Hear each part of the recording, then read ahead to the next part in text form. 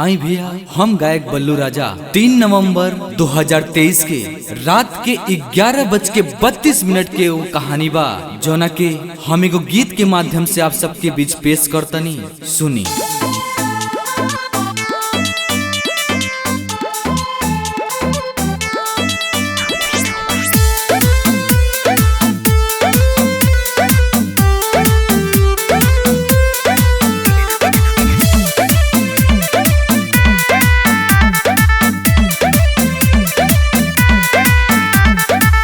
सब लोग सूतल रहे घर के भीतरिया हो, घर के भीतरिया हो। सब लोग सूतल रहे घर के भीतरिया हो।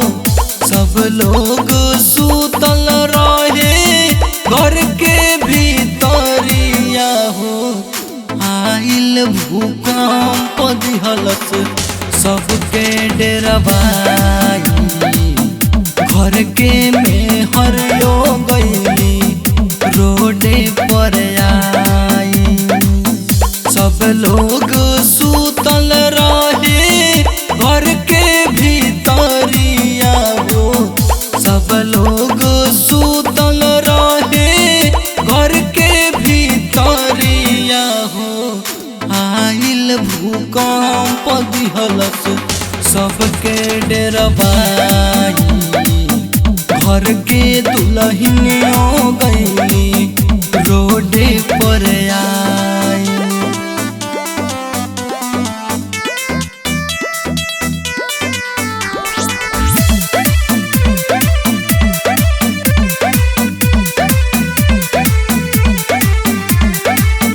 खाना पीना खा के सुतनी घर के भीतरवा।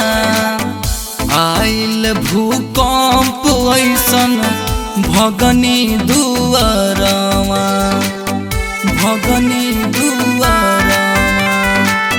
खाना पीना खा के सुतनी घर के भीतरवा। आइल भूकंप ऐसन भगनी दुआरवा।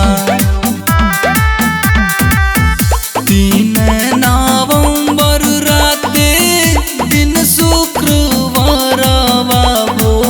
3 नवंबर राते दिन शुक्रवारवा हो। आइल भूकंप दिहलस सबके डेरवाई, घर के दुल्हनियों गईली रोडे पर आई।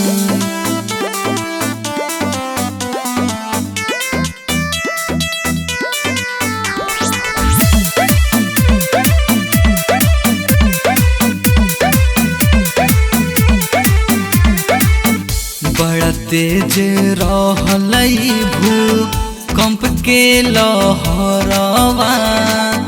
जे जैसे रहल वैसे भागल बहरवा, भागल बहरवा।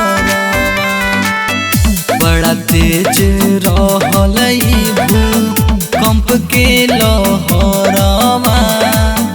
जे जैसे रहल वैसे भागल बहरवा। बल्लू राजा गावत रहले रतिया में गानावा हो। बल्लू राजा गावत रहले रतिया में गानावा हो। भगने अनिल भैया साथे घबराई, घर के दुल्हनियों गईली रोडे पर आई।